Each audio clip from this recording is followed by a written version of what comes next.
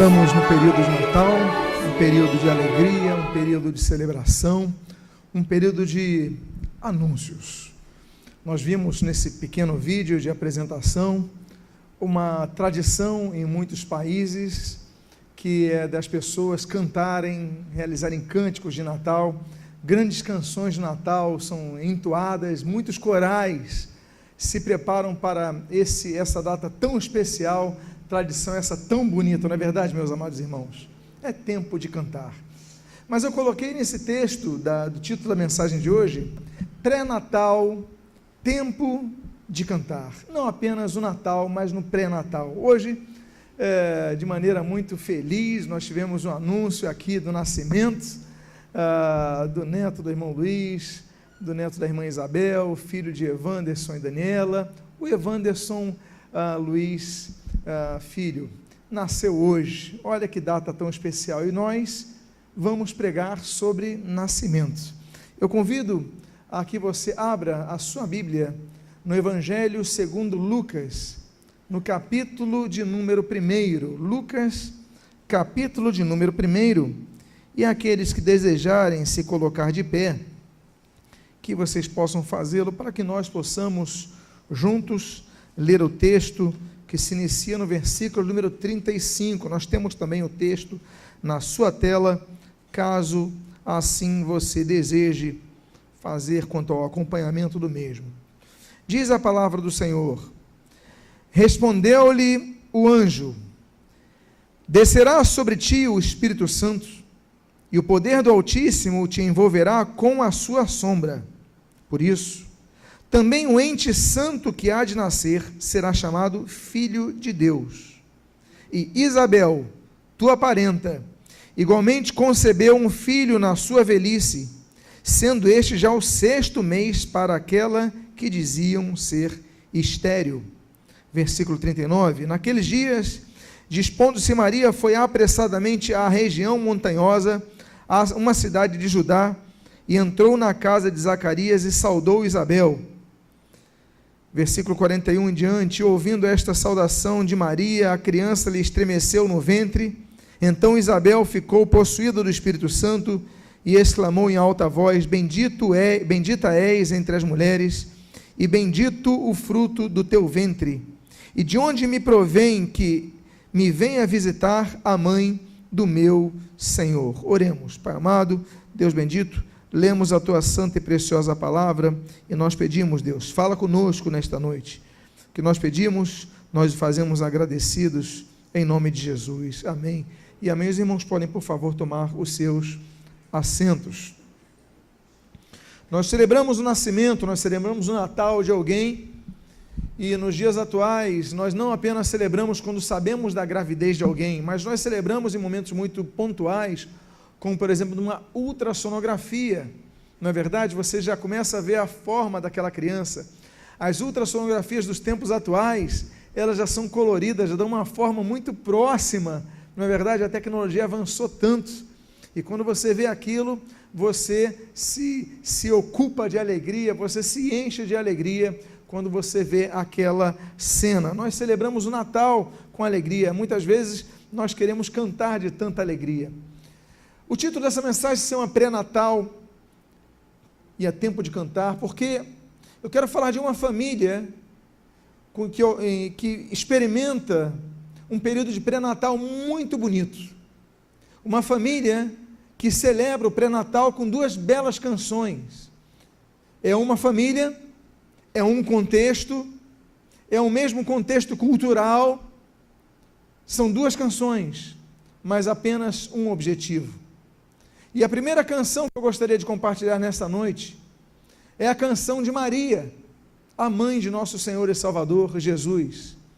E nós podíamos intitular essa canção de O Cântico da Exultação. Eu leio o início desse cântico, que se encontra então no versículo 36. O início desse cântico, no início desse contexto, diz assim: Isabel, tua parenta. E aí você está vendo o texto grego, Singenes, igualmente concebeu um filho na sua velhice, sendo este já o 6º mês para aquela que diziam ser estéril, porque para Deus não há impossíveis em todas as suas promessas. Para Deus não há impossíveis. Eu coloquei o texto grego, síngenes, que indica a possibilidade de ele ser não apenas uma parenta, mas uma tia. Dizem os estudiosos que Maria era muito jovem, era quase uma adolescente, quando gerou o primeiro de seus filhos, o nosso Senhor Jesus. Já Isabel, ela tinha o seu parentesco próximo, alguns supõem que seja prima, outros supõem que seja tia, porque o termo grego se aplica a ambos os casos. Mas pela idade, sendo ela já na velhice, já idosa, e Maria sendo jovem, então se entende que era a tia dela. O fato é que eram próximas, eram pessoas próximas. Mas o que me chama a atenção é essa palavra que nós lemos ali, que para Deus não há impossíveis em todas as suas promessas. Deus fala isso, por exemplo, para Abraão, quando naquele contexto de Gênesis capítulo número 18, um outro caso de uma senhora de idade gerar um filho. Ela não podia ter filhos pela natureza, pela idade, pelo avançar de dias nesta terra, mas quando ela soube que ficaria grávida, diz a palavra de Deus que Sara gracejou, Sara riu, ela riu quase que de deboche. Olha, como é que eu nessa idade vou ter um filho? E Deus então fala que não há nada impossível para ele. Essa é uma das menções que a Bíblia diz e trata de um Deus que cumpre a sua palavra. Por quê? Porque quando Deus chama Abraão em Ur da Caldeia, quando Deus fala com Abraão sobre a geração dele que cobriria como as areias da terra, como as águas no mar, como a extensão, como as estrelas do céu, ou seja, seria uma posteridade muito grande. Como é que isso podia acontecer com um casal de idosos? E ali então eles tiveram aquele filho, o filho de Abraão, como comentado há pouco tempo aqui neste mesmo culto. Para Deus não há impossíveis. Nós temos uma outra menção, por exemplo, como por exemplo do texto de Jeremias, capítulo de número 32, nós vemos que Jeremias, ele fala no versículo 17, olha, porque para ti não há impossíveis. E no versículo 27, Deus fala, não, para mim não há impossíveis. Ou seja, no mesmo capítulo 32, nós temos duas menções, o homem declarando que para Deus não há nada impossível, e Deus respondendo positivamente, proativamente a Jeremias, olha, realmente, para mim não há nada impossível nessa terra. Nós vemos um outro momento, por exemplo, em Zacarias, capítulo número 8, quando a Bíblia fala sobre a restauração de vida em Israel. Para Deus não há impossíveis. Israel, uma terra que tinha tudo para dar errado, uma terra invadida, era um trânsito entre o Oriente e a África, era um local de muitas guerras, era um local seco, árido, mas Israel se torna uma potência. Por quê? Porque Deus é com aquele povo. Quando Deus é conosco, quando Deus é com alguém, as coisas acontecem. Por quê? Porque para Deus não há o quê? Porque para Deus não há impossíveis. Nos lembramos, por exemplo, de Mateus capítulo número 17, quando a palavra de Deus, olha, se vocês tiverem fé como um grão de mostarda, vocês vão falar para esse monte, olha, passa daqui para acolá, e ele passará, porque para Deus não há o que? Impossíveis. Não há impossíveis para Deus. Uma montanha pode se mover, um problema que você esteja vivendo pode se mover. Isso é Natal. Natal, mais do que uma celebração de festa, mais do que os jantares familiares, mais do que entrega de presente, Natal é o entendimento que o impossível pode acontecer em nossas vidas. Amém, queridos? Nos lembramos o pai do jovem possesso, Marcos capítulo 9, olha, para mim não é impossível, para Deus não é impossível. Deus pode mudar, Deus pode curar a sua vida, Deus pode libertar o possesso, Deus pode tocar no coração daquela pessoa que está dura, e ela se abre o seu coração, o Espírito de Deus bate na porta, ela se abre, Jesus entra naquela porta, e conforme diz Ezequiel capítulo 18, Deus começa a transformar aquela vida, Deus começa a transformar aquele ser. Por quê? Porque para Deus não há impossíveis. A primeira coisa no contexto que nós vemos de Lucas capítulo 1, versículo 36, quando o anjo fala, olha, porque para Deus não há impossíveis em todas as suas promessas, é porque Deus pode realizar o teu milagre. Natal é isso, é milagre de Deus. Diga à pessoa que está do seu lado, Deus pode realizar o teu milagre. Amém, queridos? E aí nós começamos a canção de Maria, esse poema de Maria, essa bela expressão poética dessas declarações de Maria. E essa declaração é muito bonita, e ela começa dizendo nos versículos 46 e 47 o seguinte: a minha alma engrandece ao Senhor, e o meu espírito se alegrou em Deus, meu Salvador. Durante toda a sociedade se procurou dar poderes a criaturas de Deus, a dar poderes a não ao Criador, a se divinizar aquilo que não é objeto de culto. Os cultos às deusas mães, os cultos às entidades femininas sempre abundaram em toda a terra, principalmente nas regiões do Oriente Médio, e não era diferente. Adoração a Ártemis, adoração a Cibele, adoração a tantas divindades.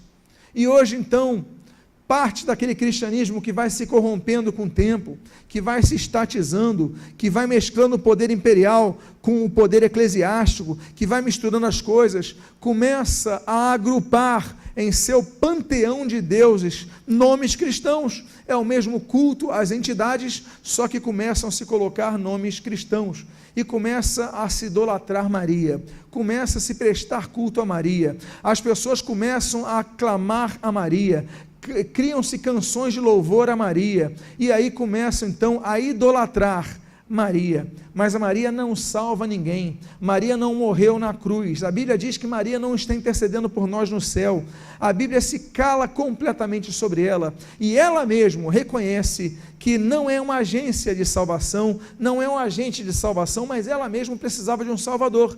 Tanto é que o texto diz: e o meu espírito se alegrou em Deus, meu Salvador. Eu preciso de salvação, porque Maria reconhecia que era pecadora. Maria era uma mulher bendita entre as mulheres, nós sabemos disso. Maria foi uma pessoa maravilhosa. Olha, Deus olhou para toda a humanidade e escolheu o ventre de Maria. Glória a Deus por isso, uma bênção essa mulher, mas ela era pecadora. A Bíblia diz que todos pecaram e carecem da glória de Deus. A Bíblia diz isso em Romanos, capítulo 3, versículo 23, a Bíblia fala sobre isso, que somente Jesus, não se achou dolo em Jesus, não achou pecado em Jesus, somente Jesus se manteve, permaneceu sem pecado. Portanto, Maria foi pecadora, Maria precisou da salvação, e amados irmãos, nós devemos reconhecer a salvação, assim como Maria reconheceu que precisava de um Salvador. O Natal tem que nos lembrar isso, o Natal tem que nos lembrar: olha, nós somos pecadores e carecemos de Deus.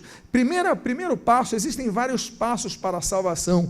O primeiro passo é o reconhecimento, como diz, por exemplo, o Salmo 51, olha, conheço as minhas transgressões, o meu pecado está sempre diante de mim. Ou seja, o primeiro passo é o reconhecimento. O segundo, que nós precisamos de salvação, o segundo passo está, por exemplo, ali registrado em Atos capítulo 3, versículo 19, que é o arrependimento. No discurso de Pedro, ele fala o seguinte, olha, arrependei-vos, capítulo 3, versículo 19 de Atos, arrependei-vos, pois, e convertei-vos, para que sejam cancelados os vossos pecados. Ou seja, o primeiro passo é o reconhecimento, o segundo passo é o arrependimento, o terceiro passo é a confissão dos pecados. 1 João capítulo 1, versículo número 9, diz, olha, se confessarmos nossos pecados, Ele é fiel e justo para nos perdoar os pecados, nos purificar de toda impureza. Ou seja, nós devemos reconhecer os nossos pecados.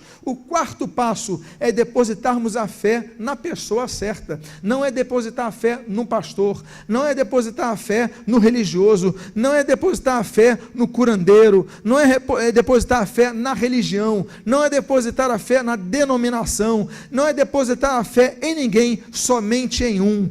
Como diz a palavra de Deus em Atos capítulo 16, versículo 31, olha, crê no Senhor Jesus e serás salvo tu e a tua casa. Ah, pastor, mas a fé daquela pessoa é forte, ela tem uma fé muito forte em São Jorge, essa pessoa tem uma fé muito forte em Maria, essa pessoa tem uma fé muito forte em Santo Antônio. Meus amados, não é porque você tem uma fé muito forte em alguém que vai tornar isso real. Há crianças, por exemplo, que têm uma fé profunda em Papai Noel, você sabia disso? Ela vê Papai Noel, acredita que Papai Noel é de fato Papai Noel que veio do Polo Norte. E se você questionar essa criança, ela vai até reclamar de você. Por quê? Porque ela tem fé, ela tem plena certeza que aquele personagem ali é Papai Noel. Mas eu pergunto, apesar da fé dela, nele ser Papai Noel, isso torna aquele Papai Noel verdadeiro? Não, ele continua sendo um personagem fictício. Não é porque você tem fé em algo que isso vai se tornar verdade. Jesus, ele declarou em João capítulo 14, versículo 6, eu sou o caminho, é a verdade, é a vida, e ninguém vem ao Pai senão por mim. Jesus é a verdade. Então, meus amados, o quarto passo que nós falamos aqui da salvação é o passo de depositar a fé em Jesus Cristo. E o quinto passo é o que nós lemos, por exemplo, em Marcos capítulo 13, versículo 13. Olha, aquele que permanecer até o fim, perseverar até o fim, esse ganhará a salvação, esse será salvo. Ou seja, nós devemos perseverar até o fim. Por quê? Porque muitos não perseveram, muitos saem do caminho, muitos tomam decisões, já andaram com Cristo, já se envolveram na obra ministerial, mas um dia abandonaram a fé. É o que a Bíblia fala da apostasia, e a Bíblia ainda fala da apostasia dos últimos tempos. Muitos apostatarão da fé, mas, meus amados, nós devemos permanecer fiéis, permanecemos fiéis em todo momento. Então você viu que Maria, ela começou declarando na sua canção, nessa bela canção, que ela precisava do Salvador. Natal, o cântico de Natal, e eu falei que hoje nós vamos falar de dois cânticos do pré-natal. Por que pré-natal? Porque Jesus não tinha nascido ainda, por isso que é o pré-natal. Ela está grávida, ela recebe a notícia da gravidez, e ela então começa a cantar, porque no pré-natal é tempo de cantar. Amém, queridos? Agora vamos então à continuação desse belo cântico. Olha que coisa bonita. A Bíblia diz, porque contemplou na humildade da tua serva. Olha que coisa bela, olha que coisa bonita. A Bíblia fala sobre a humildade, a importância da humildade. Hoje pela manhã nós falamos, e o título da mensagem desta manhã foi: é Natal, nasceu Papai Noel. Esse foi o título da mensagem desta manhã, e nós provocamos um pouquinho para falar dos mitos que foram levantados no Natal ao longo da história. Mas no contexto eu falei sobre a quipá que os judeus usam. A quipá que os judeus usam não está na Bíblia, é uma tradição posterior. Os homens colocam a quipá na cabeça. Por quê? E uma vez eu perguntei na minha adolescência para um judeu: olha, por que vocês usam essa quipá se não é uma ordem bíblica? Não tem nada. Ele falou: olha, a gente coloca quipá na cabeça para a gente sempre se lembrar que acima de nós está alguém.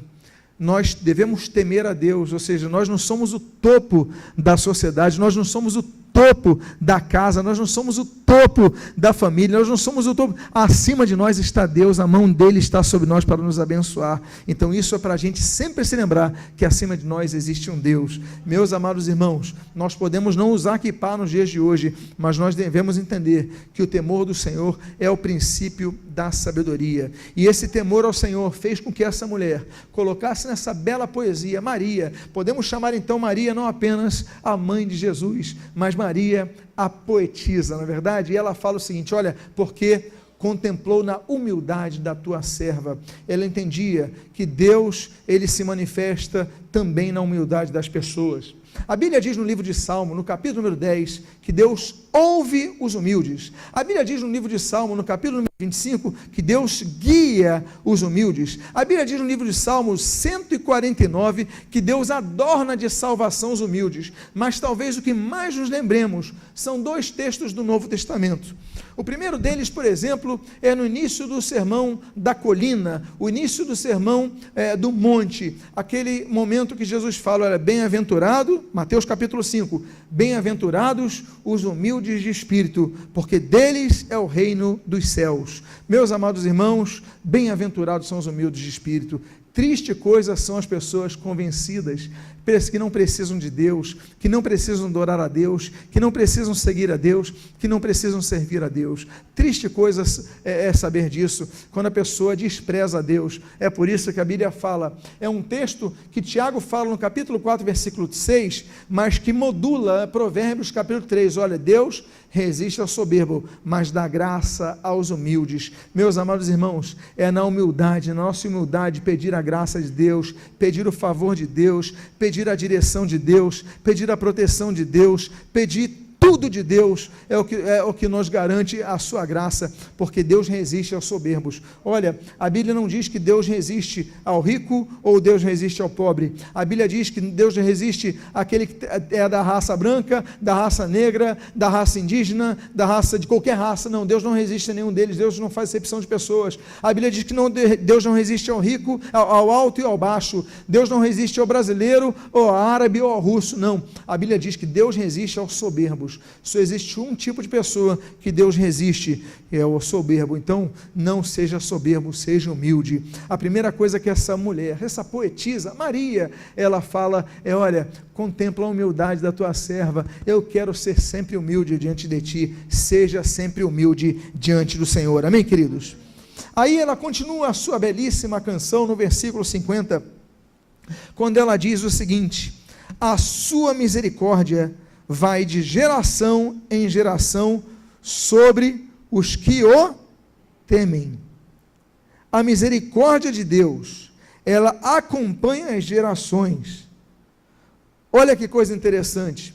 A Bíblia diz no livro de Êxodo, capítulo 20, que as maldições acompanham até a 4ª geração, mas as bênçãos de Deus, a graça de Deus, a misericórdia de Deus, o favor de Deus, vai acompanhar até 1000 gerações.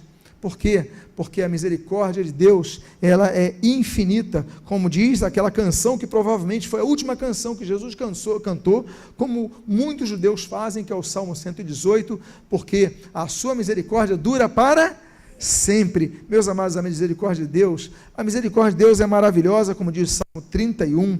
A misericórdia de Deus, meus amados, é uma das coroas que Deus nos dá, uma das coroas que Deus promete é a coroa da misericórdia, o Salmo de número 103, mas aquilo que nós sabemos é que a misericórdia de Deus, Lamentações, Jeremias, capítulo 3, as misericórdias do Senhor se renovam a cada dia, a cada manhã as misericórdias do Senhor se renovam, ou seja, você falhou, você pediu perdão a Deus, e Deus vai lá e renova as misericórdias para a tua vida, ou seja, é um Deus perdoador, um Deus galardoador. Isso é Natal. Você está vendo o contexto do Natal de Jesus aí, a canção, o poema que Maria faz, e ela fala o seguinte: olha, Senhor, tu me abençoastes, tu me galardoastes, tu me usastes, mas por quê? Porque a tua misericórdia, ela acompanha geração em geração aos que te temem. Ou seja, saiba de uma coisa, Deus tem promessas de misericórdia sobre a tua família, sobre a tua geração, sobre os teus filhos. Quando você orar pelo seu filho que está desviado, a sua filha que está desviada, seu neto que está distante de Deus, você ora e fala o seguinte: Senhor, a tua promessa, ela foi lembrada por Maria, quando da gravidez de Jesus, que as tuas misericórdias vão de geração aos que te temem. Eu te temo, Senhor, eu temo ao Senhor, então cumpre a tua palavra, e que essa palavra não caia por terra em sua vida. Amém, queridos?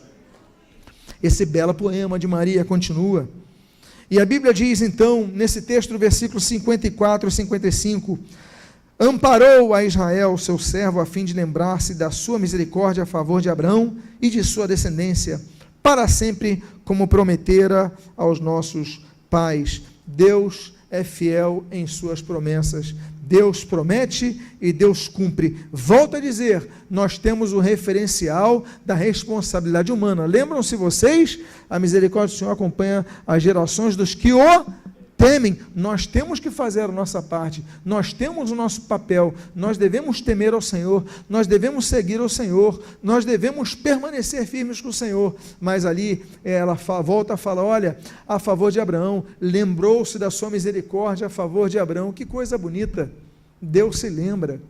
Olha só que coisa interessante, ela vai, Maria, quando sabe da gravidez, ela vai compartilhar com a sua tia Isabel. Como não havia WhatsApp naquela época, então o que ela faz? Ela vai até a casa da Isabel para compartilhar. Ela está querendo compartilhar essas coisas. Mas a Isabel é casada com um homem chamado Zacarias. Deus se lembra, ou seja, Deus é o Deus que se lembra das suas promessas. Então, quando você orar, você fala assim: Deus, lembra-te das tuas promessas, assim como Neemias orou: Senhor, lembra-te da tua palavra. Então nós devemos, não porque Deus se esquece, mas porque Deus espera que nós permaneçamos fiéis e pautados em nossos pedidos nas promessas da palavra de Deus. E ali, meus amados irmãos, eu caminho para o final dessa primeira das duas canções, nessa noite, a canção da família de Jesus, essa poesia belíssima dessa mulher chamada Maria. E você vai notar que eu coloquei alguns textos em hebraico ali. Por quê? Porque para mim esse texto tem um grande significado.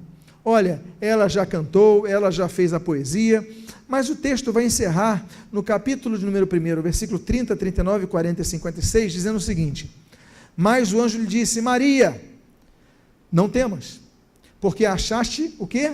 Graça diante de Deus. Dispondo-se Maria, foi apressadamente à região montanhosa, a uma cidade de Judá, e entrou na casa de Zacarias, e saudou Isabel. Maria permaneceu cerca de 3 meses com Isabel, e voltou para casa. Uma coisa interessante é o relacionamento dessas duas parentes.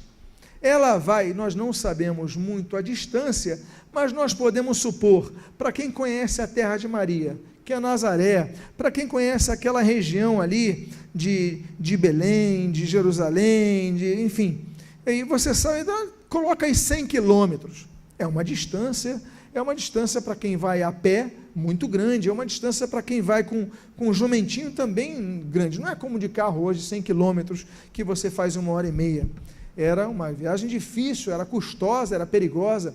Ela fica 3 meses, olha a notícia, o bate-papo das duas foi tão bom que durou 3 meses, meus irmãos, eu fico imaginando Zacarias ali naquela situação, mudo, sem poder falar, e as duas falando o tempo todo, vai no almoço, as duas conversando, que amizade bonita, não é verdade? Pois bem, durou 3 meses essa conversa, mas o que eu queria mostrar para vocês são os nomes dos significados que nós podemos extrair desse texto.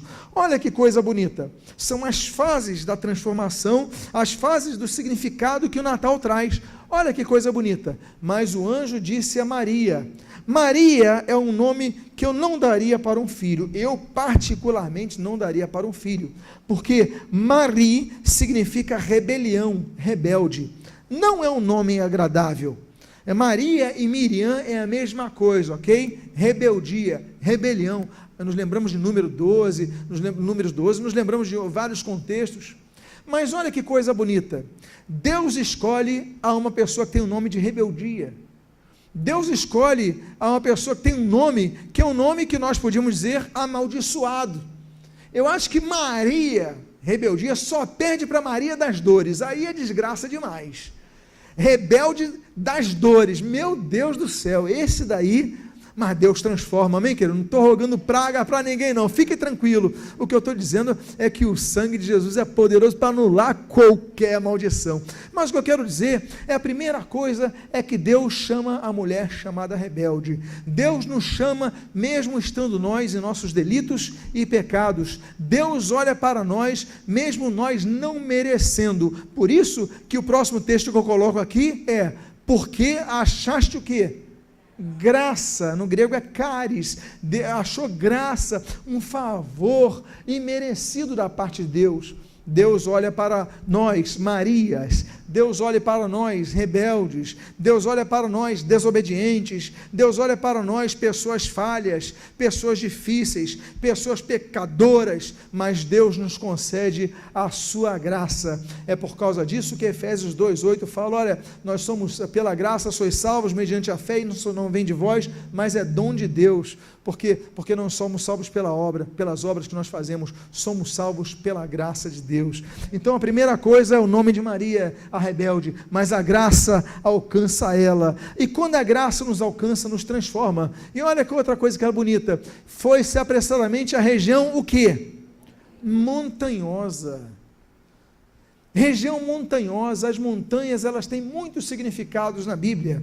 A montanha tem, por exemplo, como significado, um local onde as pessoas se protegiam dos exércitos, um local de segurança, um local de refúgio. Os exércitos iam invadir, você sobe na montanha, se prepara ali, e então eles não conseguem subir, porque você atira de cima, você se defende de cima. É muito difícil você lutar numa situação íngreme, não é verdade? Então, montanha representa, por exemplo, defesa, segurança, refúgio, e nos lembramos então do Salmo de número 9, que Deus é o nosso refúgio, Deus é o nosso socorro no meio da tribulação. Aí nós lembramos também que montanhas representam outra coisa. As montanhas, por exemplo, representam um local de suprimento. Olha, é de lá que vem a água. No deserto causticante, quando você vê alguma coisa, a terra é difícil, a terra é árida, mas a montanha com a neve, ela vai trazendo a sua água, as águas vindo das montanhas. Meus amados irmãos, nos traz suprimento nos tempos de dificuldade. Está com calor e está difícil, mas nós temos aquela esperança, como diz o salmista no Salmo de número 121, olha, eleva os meus olhos para os montes, de onde me vem o socorro.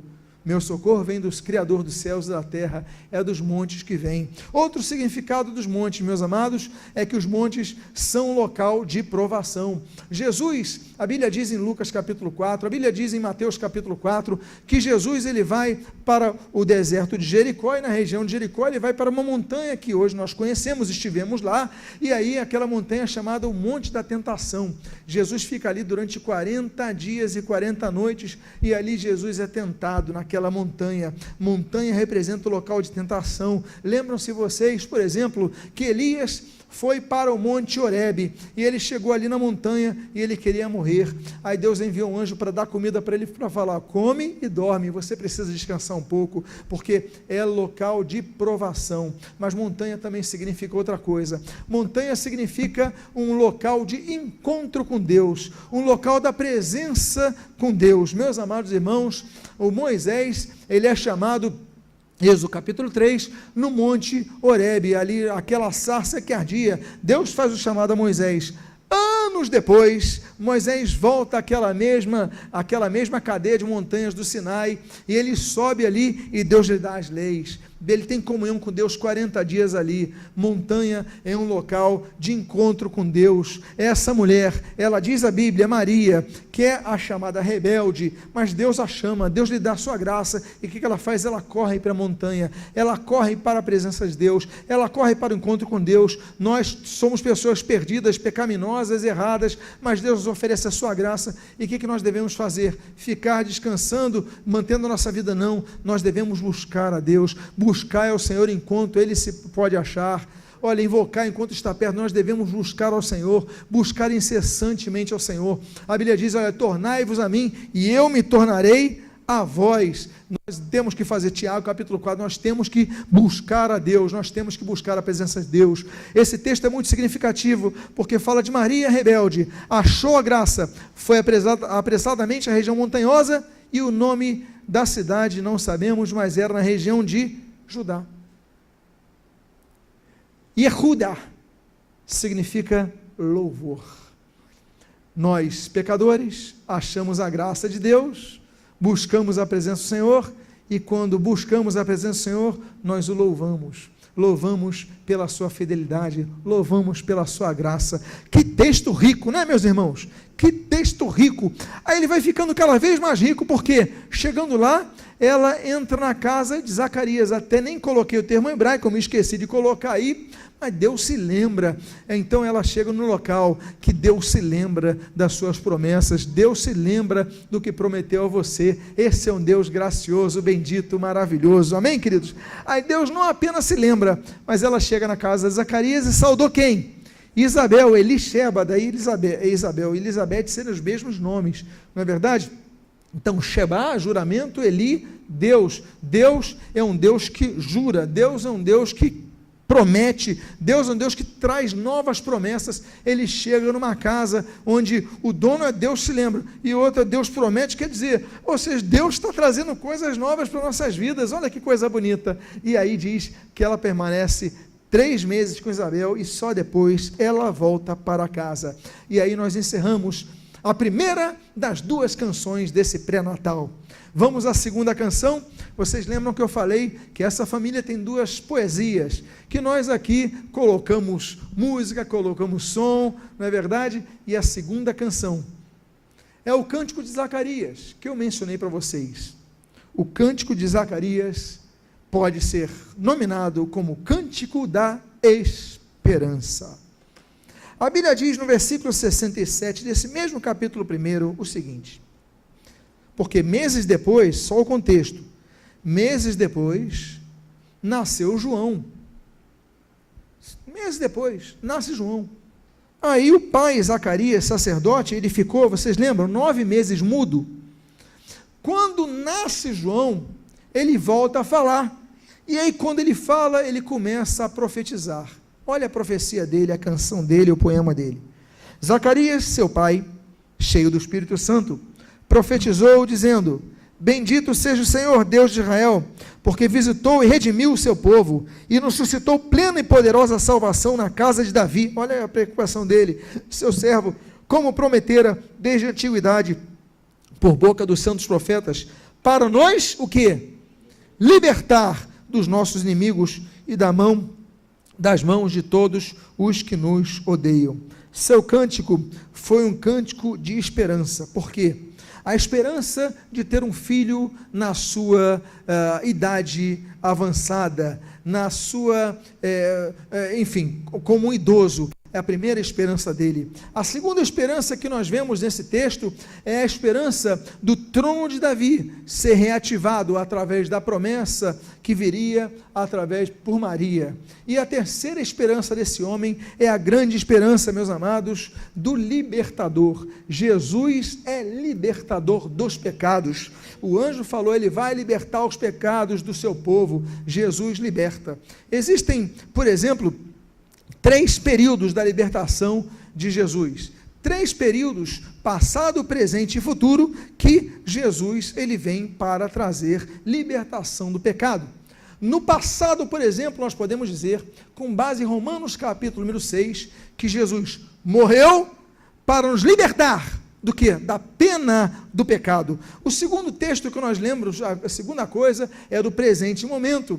Jesus não apenas morreu para nos libertar da pena do pecado, como Jesus, 1 Coríntios capítulo número 10, Jesus vive para nos libertar do poder do pecado. E a terceira coisa, no tempo futuro, a terceira situação que Jesus traz libertação, é que Jesus voltará para nos libertar da presença do pecado. Jesus morre para nos libertar da pena do pecado. Jesus vive para nos libertar do poder do pecado. Jesus voltará para nos libertar da presença do pecado. Quantos podem dar glória a Deus por isso? Jesus é libertador. Aí ele continua dizendo, para usar de misericórdia com nossos pais, e lembrar-se da sua santa aliança, do juramento que fez a Abraão, o nosso pai, de concedermos que, livres das mãos dos inimigos, o que? Adorássemos sem temor, em santidade e justiça perante ele, todos os nossos dias. Todos os nossos dias.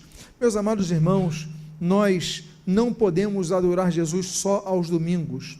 Nós não podemos adorar Jesus só no dia de Natal. No dia de Natal as pessoas passam o ano inteiro roubando, mentindo, fazendo tudo de errado.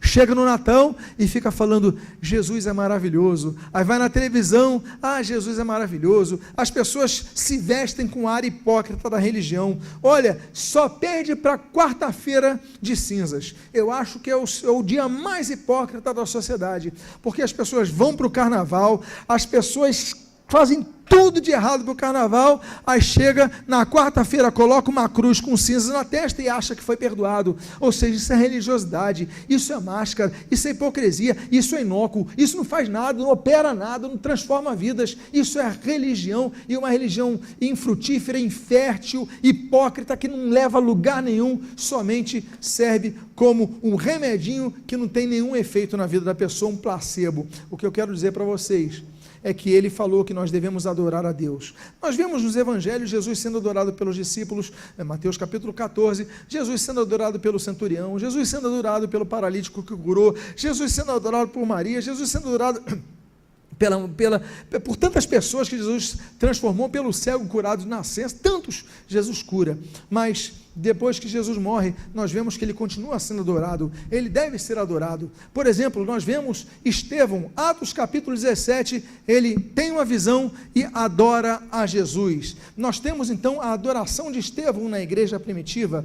Nós temos, por exemplo, 1 Coríntios capítulo 10, a igreja que adora a Jesus. Nós temos, por exemplo, em Hebreus capítulo número 1, os anjos que adoram a Jesus, e nós temos em Apocalipse capítulo 5, que todos adoram a Jesus e um dia vão adorar a Jesus, porque só Ele é digno de toda adoração. Natal deve nos remeter à adoração a Jesus Cristo, amém, queridos? Então que você possa adorar a Jesus sem temor.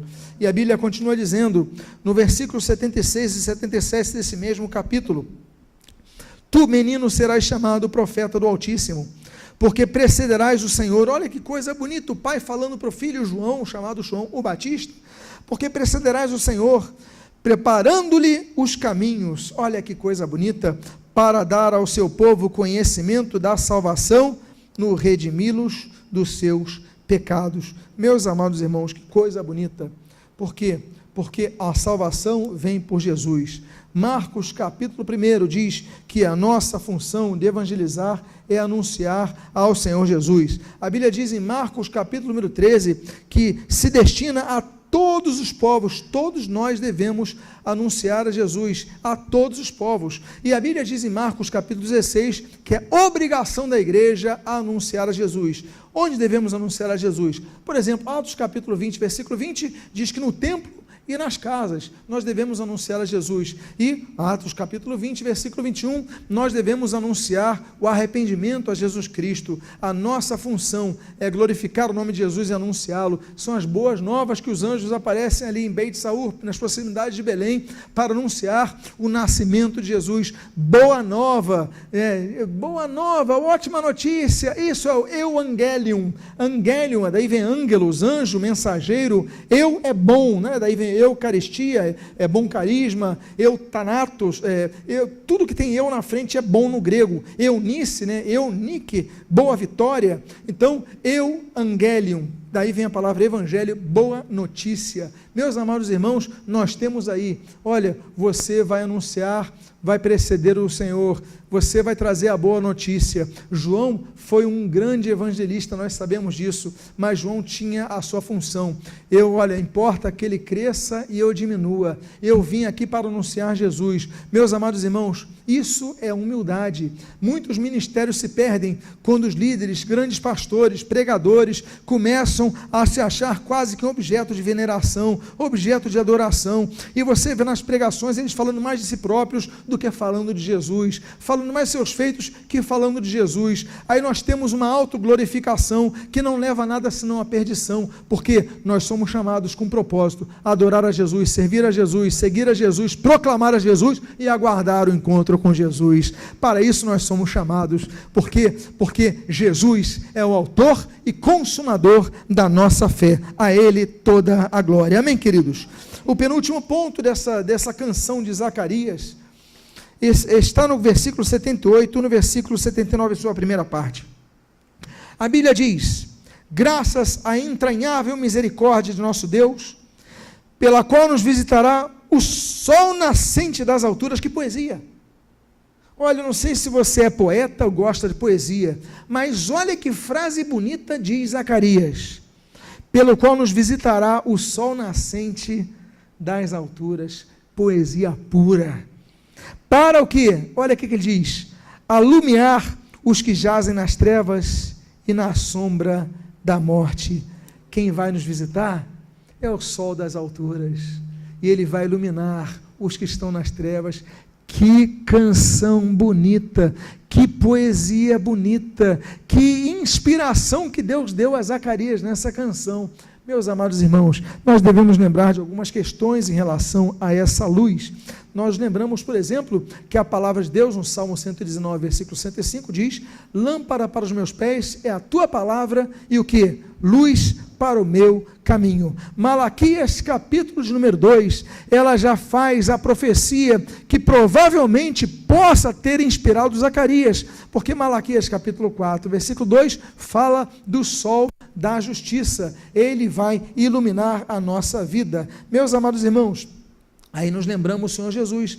João capítulo número 6, ele fala que é o pão da vida. João capítulo de número 8, ele fala que é a luz do mundo, e essa luz tem que ser refletida por todos nós. Mateus capítulo número 5, nós devemos entender que nós, a igreja, tem que ser essa luz, tem que iluminar esse mundo, porque vós sois a luz do mundo. Nós somos luz. Por quê? Porque refletimos a glória de Cristo, a luz de Cristo. Nós somos a luz do mundo. É por isso que a igreja deve se congregar, para unirmos essas luzes em torno do sol que brilha em nossa vida, para adorar o sol da justiça. Hoje pela manhã eu falei da origem da data do Natal. Nós fizemos cálculos com base na Bíblia, por que Jesus deve ter nascido entre final de setembro e início de outubro. Eu não vou falar mais sobre isso, está disponível no vídeo, na internet, você pode buscar depois, já está lá disponível. Mas o que eu quero dizer, uma coisa, que a data que Constantino define, é uma data que os mitraístas usavam,